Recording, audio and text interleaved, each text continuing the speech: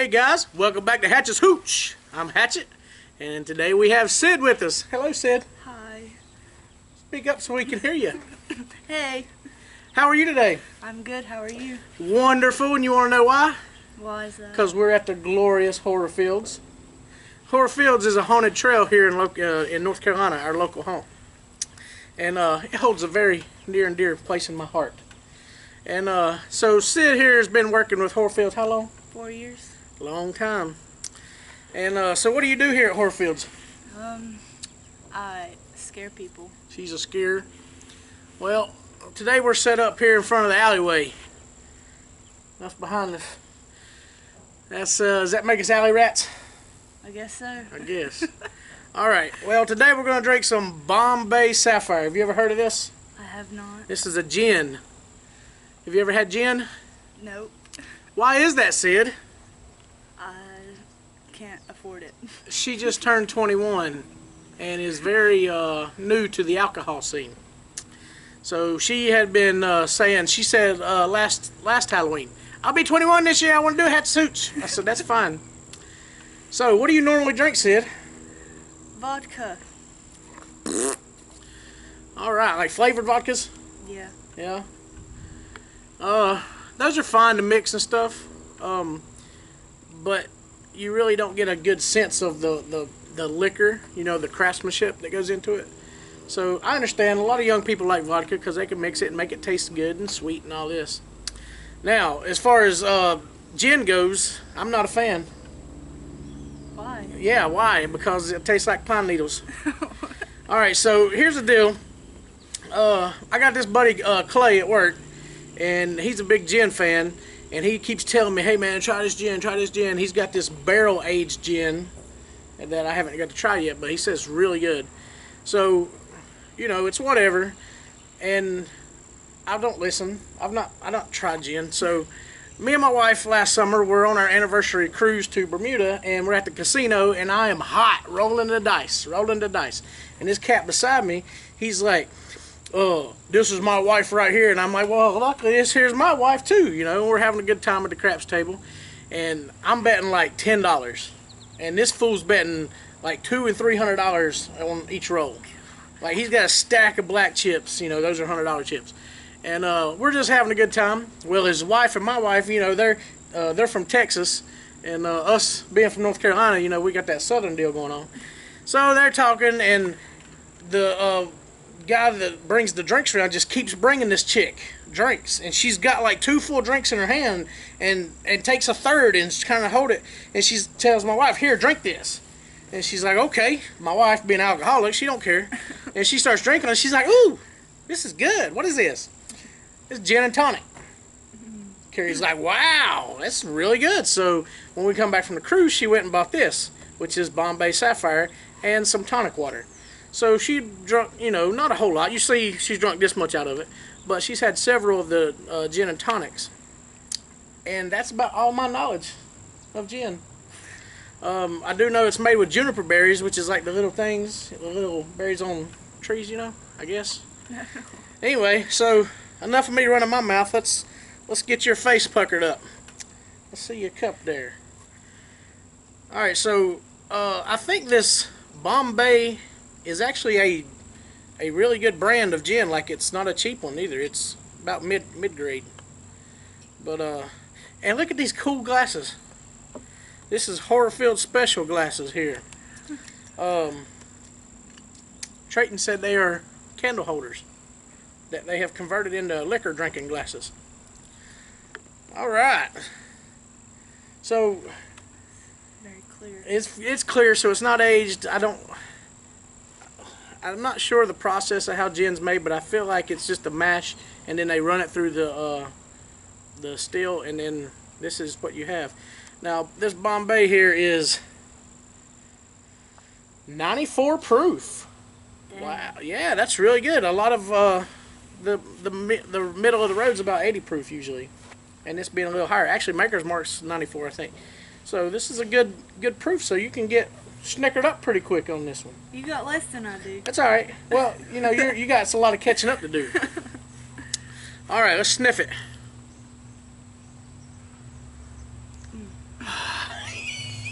Cleaning supplies. Alright, like what?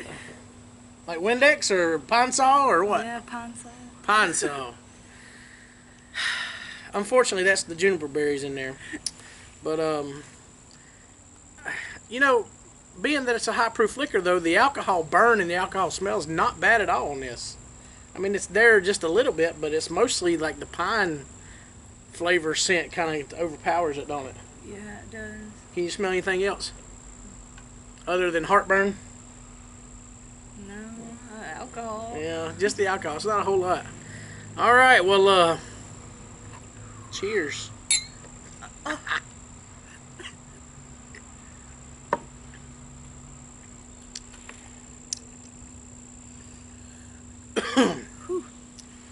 Woo! When that first hit my mouth, it was nice and smooth, and there wasn't much pine to it. And as I swallowed it, it's like it just built up in my mouth. It was like,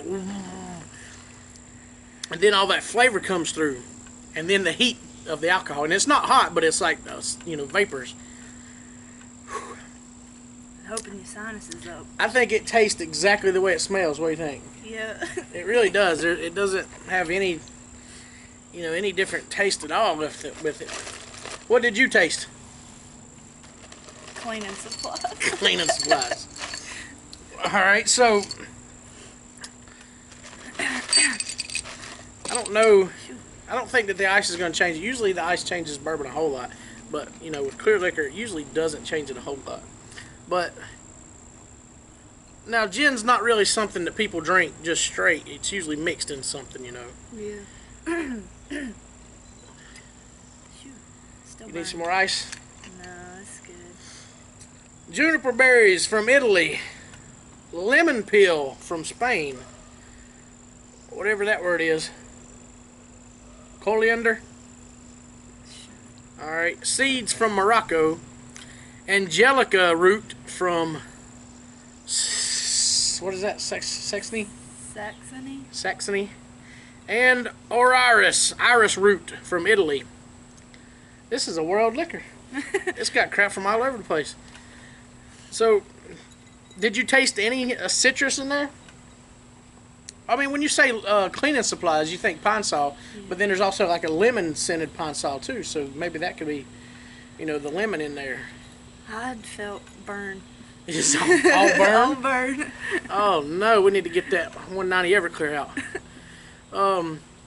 I maybe could see that lemon peel. When we drink bourbon, we talk about like a lemon zest that's kind of a bitterness. And I would imagine that the lemon peel also has that same bitterness. Imagine you just peel a lemon and that you kind of gnaw on the rind. It's kind of bitter, but it's also like citrusy. Maybe that's a little bit of what we're tasting in there too. And then the other crap, the Angelica root and iris root, I have no idea what that is. Maybe that's what kind of all blends together and makes us go, woo! Alright, let's smell it now. These big old cups, you can't really. I don't see that the ice dumbed the smell down. It's not as like potent, but it still smells the same. There's nothing different in there. Nothing at all. Let's try it.